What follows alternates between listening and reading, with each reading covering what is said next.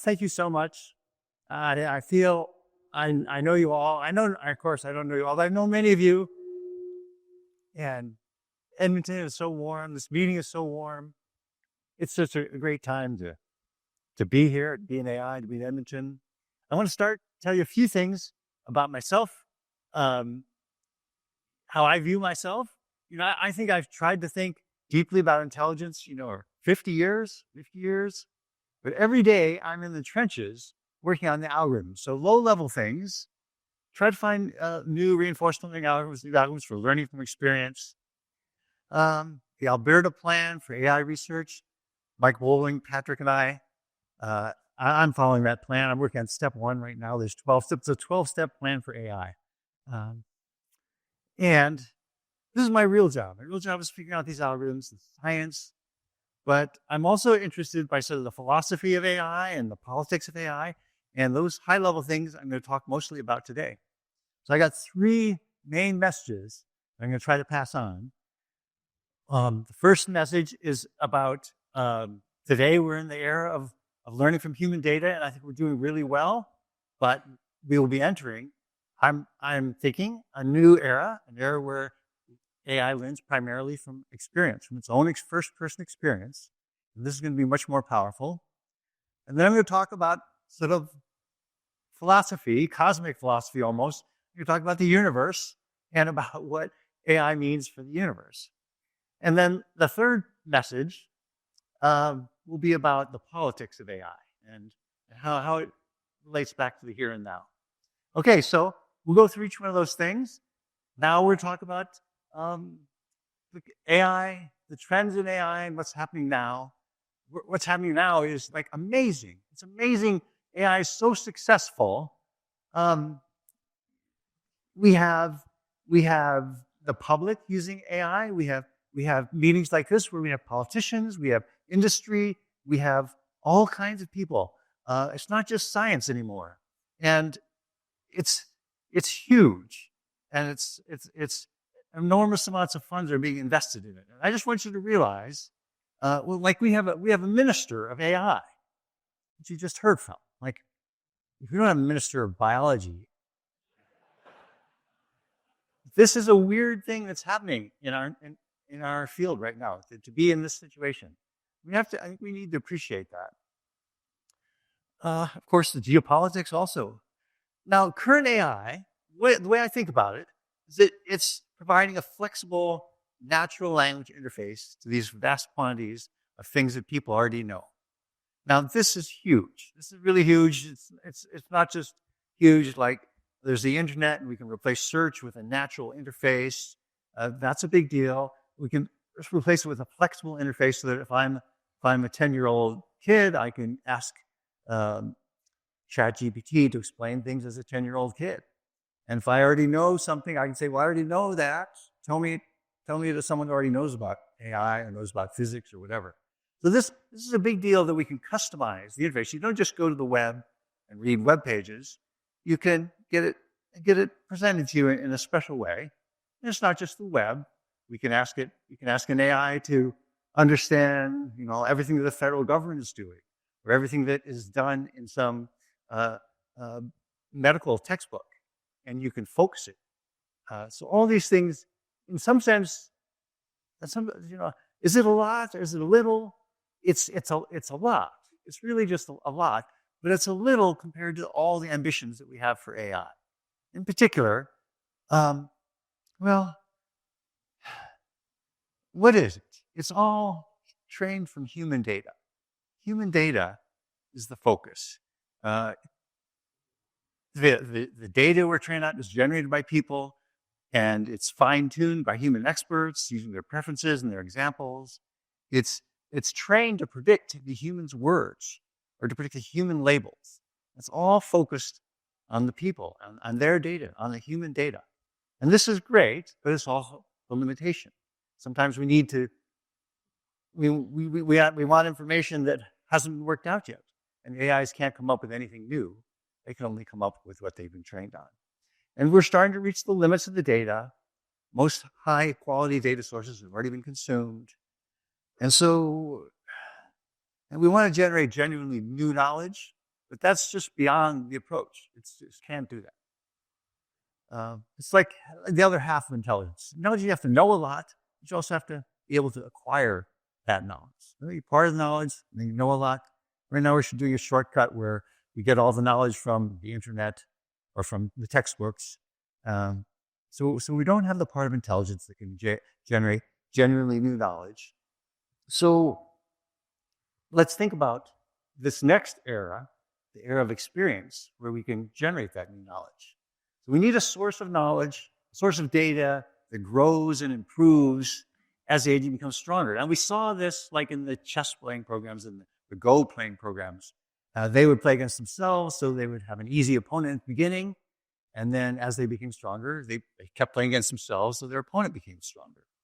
And we need a data source that's like that, not a fixed data source like the internet.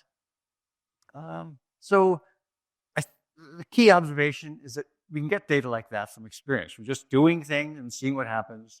This is what we call experience. We sense things, we take certain actions. This is the way people and animals learn, of course. The way AlphaGo learned, make its famous creative move number 37. It's the way AlphaProof. AlphaProof is another Google program that proves theorems, and it explores the experience. Its experience is the world of math and the consequences of statements and proof steps, and it was able to generate an enormous quantity of new proofs and learn from that, and then win a medal in the Math Olympiad. Okay, so I need a way to make this visceral to you. What is this experience thing?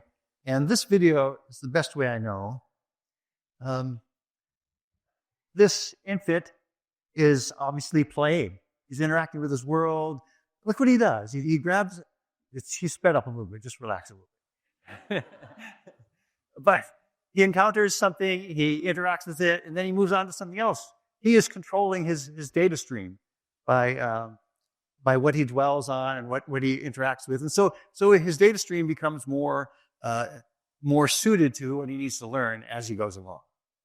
That's important for us, for infants learning. It's also important throughout life. Here's some more examples of experience of humans, soccer players, trying to achieve their goals by interacting with the world. Everything is imagine that soccer player, what's going through his eyes and his mind. He's trying to avoid the others. Things are changing dramatically, and he has a goal. He's trying to make a goal or pass to his teammate. The hyena. The hyena is similarly, all this data is flowing into his mind. It's flowing through his sense organs. He's constantly generating actions. He's trying to achieve goals, escape from the lion. We see the bird flying through the forest and being tasked to fly through a narrow opening without hurting its wings. Think about the computations that are going on through his mind to successfully make that leap. And also in our conversation, we think we're interested in the consequences. What are going to be the consequences of this conversation? It's all like that. The experiential mindset is an agent, is exchanging signals, sensations, and action with the world. This is the experience. So knowledge is about experience. Everything we know is a prediction about what will happen if we were to do something. Learning is from experience. The agent is intelligent to the extent that it can predict and control its input signals, particularly its reward. This is a mindset. This is a mindset about what intelligence is that it's focused on the data stream flowing through the agent.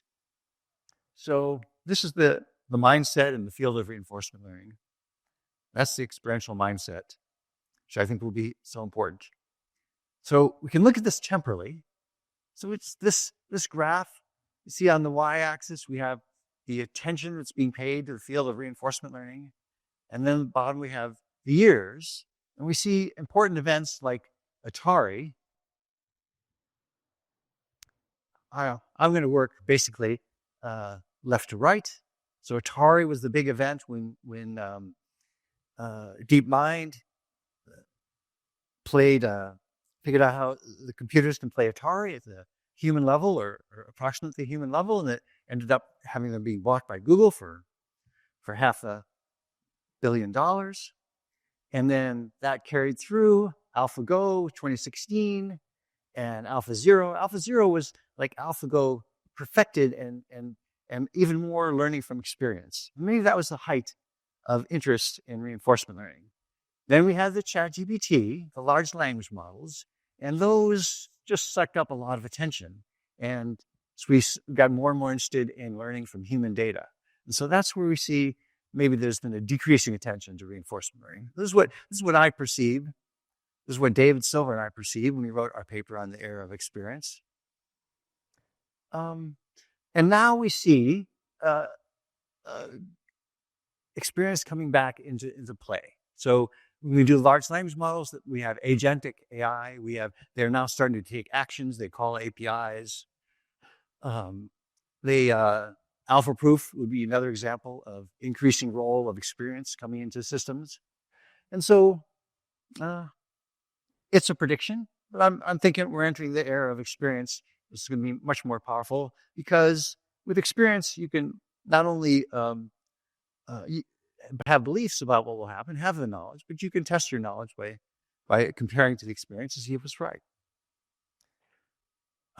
So that's my first message, that the AI of now, the 2020s, learning from human data, it's doing really well. But nevertheless, we're entering a new era, in my opinion, where AI will be primarily learned from experience. And that's going to be much more powerful.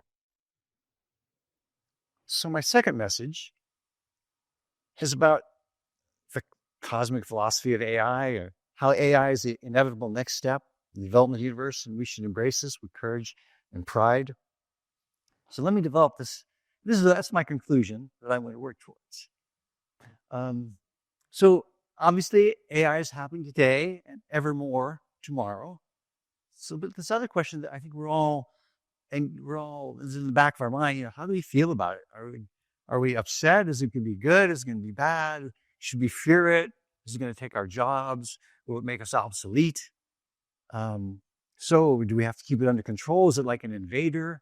Or is it like a child of humanity? Is it us or is it not us? That's what I think is the source of the anxiety about AI. So will we celebrate it or will we lament it? So I'm asking all these questions, and I'm going to start to answer them. I'll give you my answers, some other people's answers, and this is a conversation that has to happen. It's over a period of time. It will be ongoing. We're all trying to figure out how we feel about AI. And so today I'll just try to take another couple steps further along this path, and give you another few ideas for thinking about it. So this is sort of my perspective. We shouldn't think about AI as this new and alien thing, but in fact, it's something that humanity has always strived to do. Thousands of years, philosophers, ordinary people have wondered how their minds worked, wanted to understand it. We've been fascinated by it, and we want to work better. We want to know how our minds work. We want to make them work better. This is not just like narcissism. This is a grand quest. I really like this quote by Kurzweil but intelligence is the most powerful phenomenon in the universe. It's a powerful thing that there are pockets of the universe where intelligence exists, persists, and changes the universe. And so I think if we can understand this, it's not just narcissism. It's a basic question. I think it was like the holy grail, not just of science, but of the humanities, to understand ourselves. Great and glorious prize. That in the slide is sort of my initial thoughts.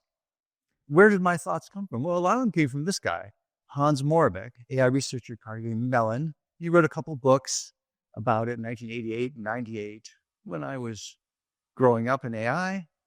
And I like the way he puts it, so I'm going to read this to you. These are his words. These are exact quotes from him.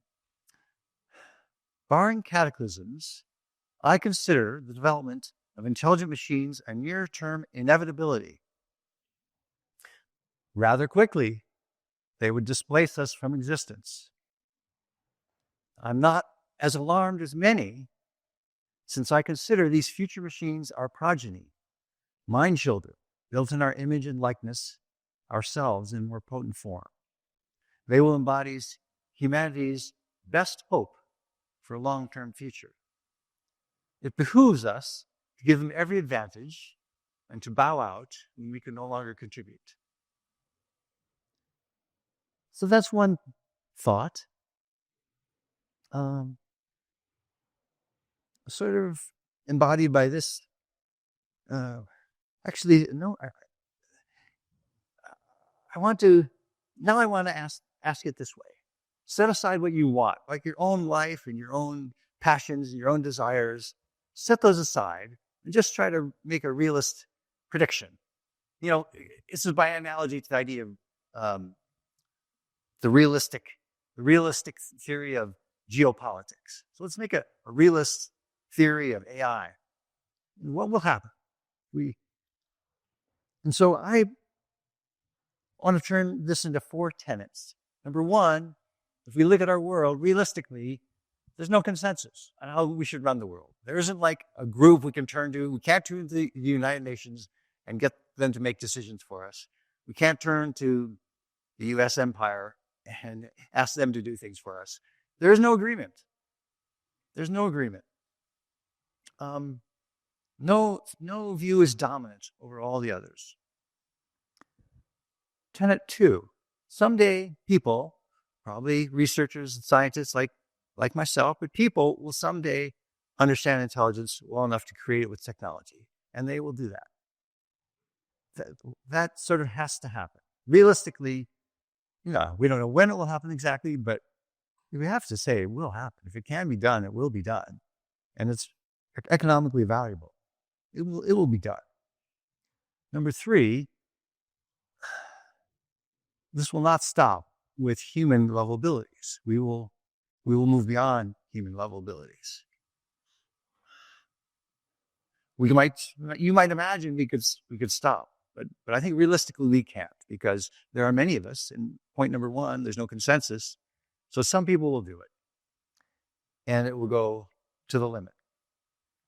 So, and then finally, over time, power and resources will flow to the most intelligent beings. It doesn't really matter if they're human or intelligent. Power and resources will flow to the most intelligent. So I think this is what I'm offering as realism, and it's a prediction about what will happen.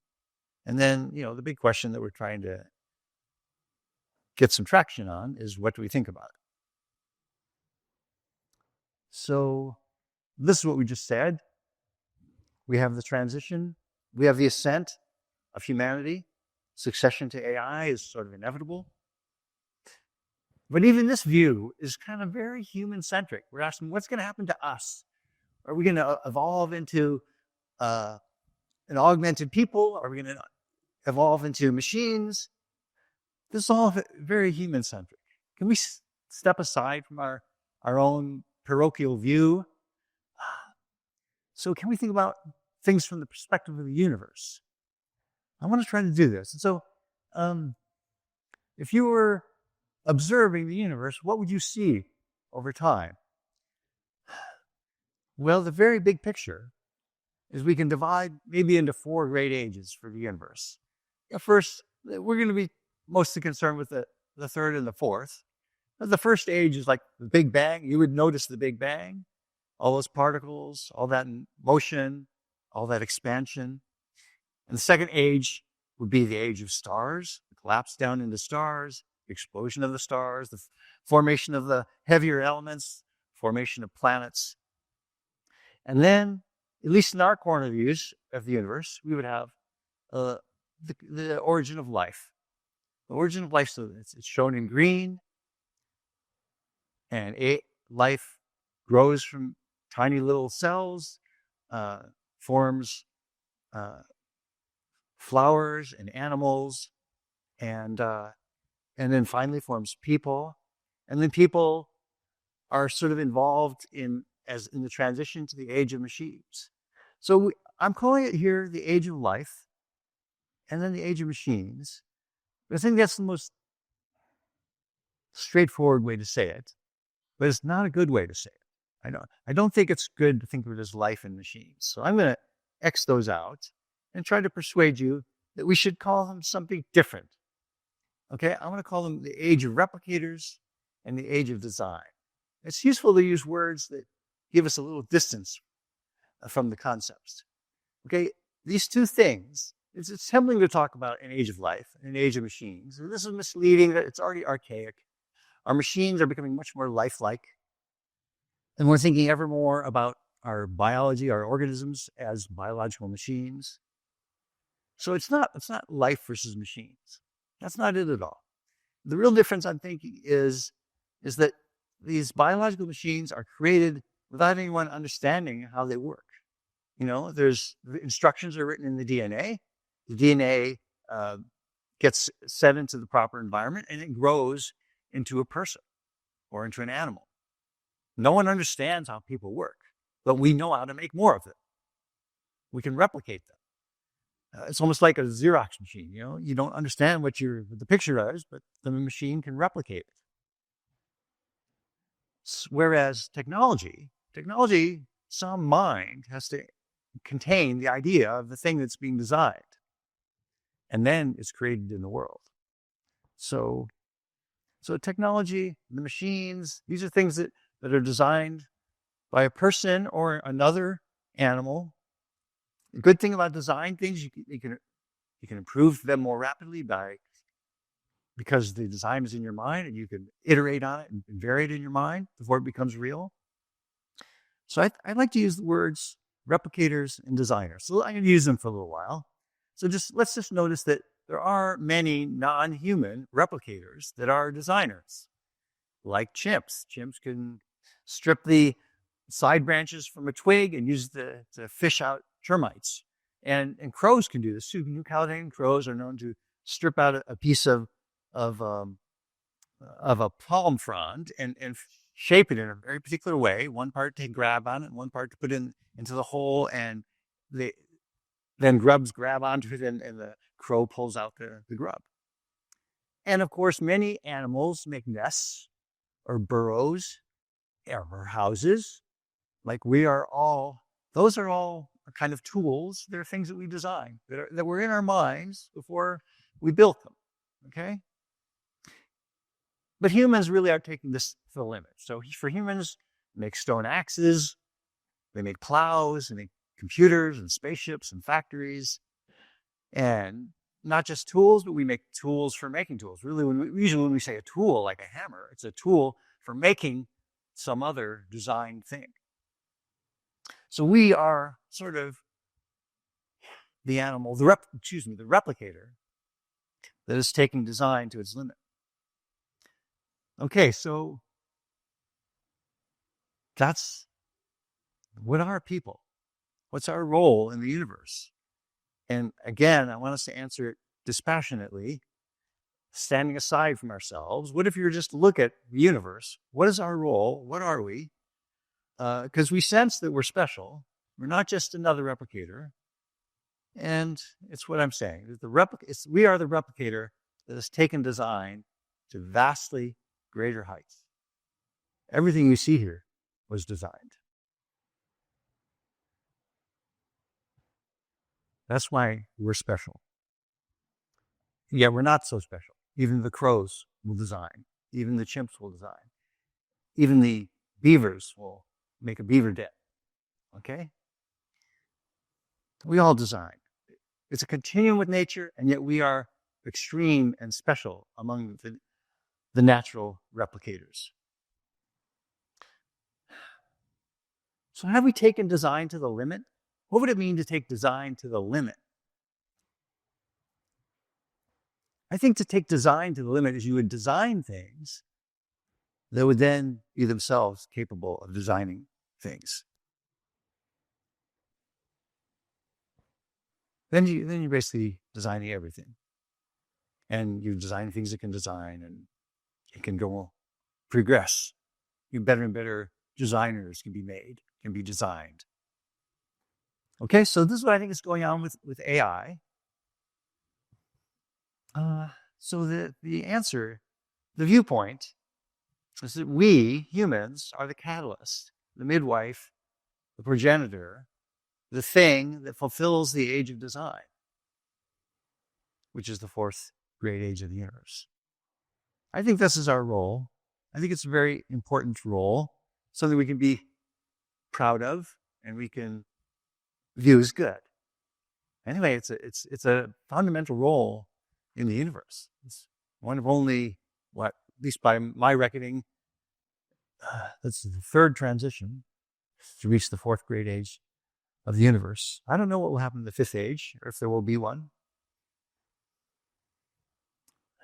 So that's my second main message. AI is the inevitable next step in the development of the universe, and we should embrace it with courage and pride, also with humility and a sense of adventure.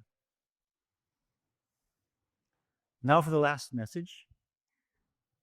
Bring us back to here and now.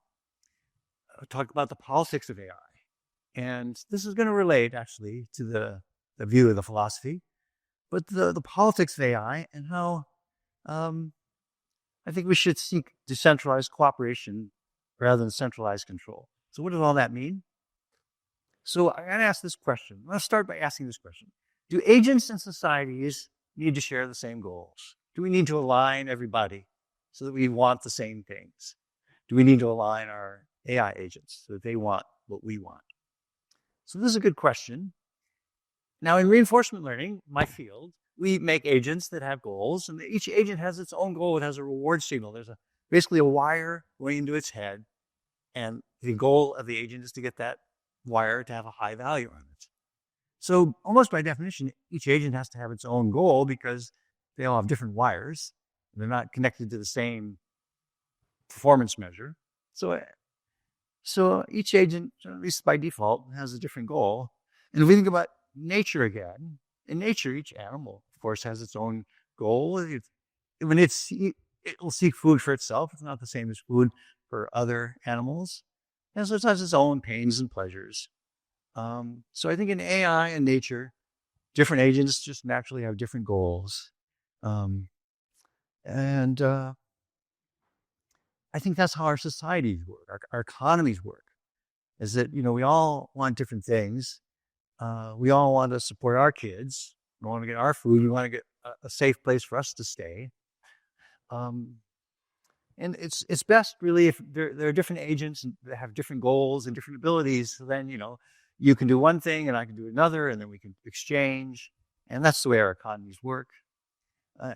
They don't rely.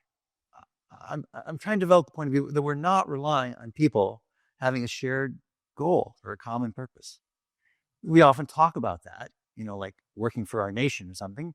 But in practice, we really work for our income, for ourselves and for our families. And that's fine, I think. What I'm trying to say is that it's fine. We should embrace that. We should recognize that and say, really, that's enough. That's the main way our societies work. Now, as we work up to trying to draw that conclusion, I just want you to think about it. So I'm going to define some words so we can say it compactly. So decentralization is this idea that we have many agents and they each have their own goal. That's all I mean by it. Decentralization, many agents, each pursuing their own thing freely and not being asked to pursue some universal goal. And then cooperation is when we have these agents that have different goals and yet they're still interacting, and they're still interacting to mutual benefit. So each goal is being fulfilled in the interaction, or advanced in the interaction, and they're cooperating. They want different things. Each is getting what they want. I mow your lawn and you pay me $10. You got your lawn mowed and I got the $10. And this is cooperation. So the answer to the question, do agents and societies need to share the same goal? No, agents can live together in peace and productivity flourishing, even when they all want different things. So I think this is why we're powerful. This is a human superpower, that we are the best cooperators. We cooperate more than any other animal. Our whole society, our economy, our technology, it's all built with different people understanding different things, interacting, cooperating to their mutual benefit to produce all that we have. That's why we're so successful. So cooperation is facilitated by our superpowers of language and by the creation of money. Both these things are sort of unique to humans. And humanity's greatest successes are our cooperations, things like our economies and our markets and our governments. So ways of cooperating. Our greatest failures are failures to cooperate, like war and theft and corruption. So decentralized cooperation is my hero. I think it's an alternative to the view of common purpose. And in my view, it's more elegant. It's more sustainable and more robust, more adaptive and flexible. Because I think you can agree with me absolutely that humans are much better at cooperation than any other animal. But you may also be saying we're also terrible at it. You know, we have wars, we have theft. We can't always cooperate. There's fraud. So this is what we're describing here is the struggle to cooperate. Cooperation, well, first of all, it's not always possible. You take two. It takes two to cooperate.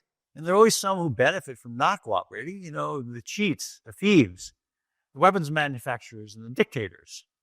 So it's not always possible. You can't just trust everybody. You have to be selected.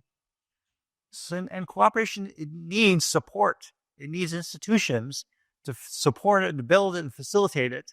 For example, we need police to punish the cheaters, the non-cooperators, the thieves, the fraudsters, extortionists. Now, centralized authorities are like the opposite of decentralization, right? Decentralized cooperation.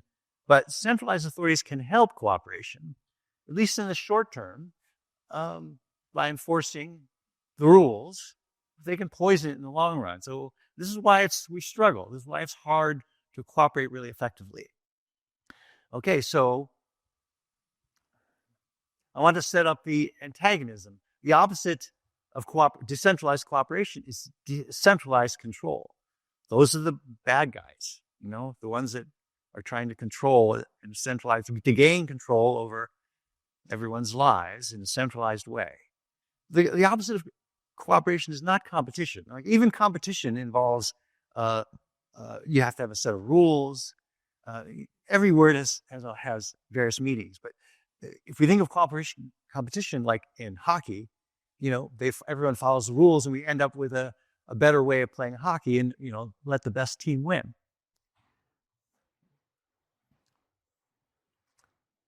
So just to finish this off, I want you to notice what's happening in our world.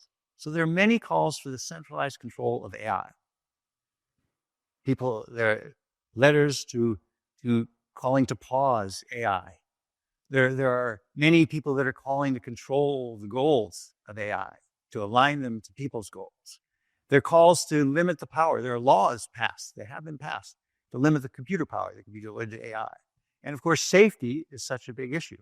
All these people, all these calls are calling for centralized control.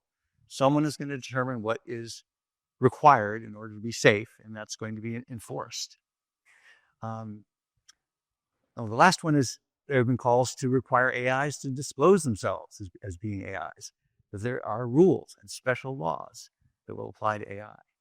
And these parallels, eerily in my mind, in my eyes, the calls for centralized control of people, which are very much in our politics today. The calls to control speech and to control what can be on the media, what can be said. The calls to control trade, tariffs, and similarly calls for who can work where, what money can be, how the money can be moved around, capital controls, economic sanctions, all these centralized controls to be applied to people. So I think it's just fascinating the similarity between these cases. The arguments are so similar. They're based on fear. We fear, I don't know, Chinese. We fear the Russians. We fear the terrorists. Who's going to decide who the terrorists are? It's all about us versus them, and the them is going to be demonized. They're hardly human. Their lives don't matter. And this calls for control, centralized control, are just claiming that the other can't be trusted. The AIs can't be trusted. We should hear that, the Chinese can't be trusted. And, the Chinese people are being told that the West can't be trusted. There are all these calls for mistrust. Okay, so just to summarize that, to conclude, the human flourishing, maybe AI flourishing, comes from decentralized cooperation. Humans are great at cooperation, but we also kind of suck at it. Cooperation is not always possible, but it's the source of all that's good in the world. All of our technology, all of our interactions, all of our education, everything comes from cooperation. And so we have to look for ways to look for it, to support it, and to institutionalize it, to make sure that our institutions are supporting it. And I think if we just look with open eyes through this lens of decentralized cooperation and centralized control, it's not hard to tell who is calling for the mistrust and who is calling for non-cooperation, who is calling for centralized control, and that we should resist those calls. So I think it's a useful lens with which to view all calls for human and AI interaction. Now, hope you find it interesting. I hope you found this talk interesting. Thank you very much.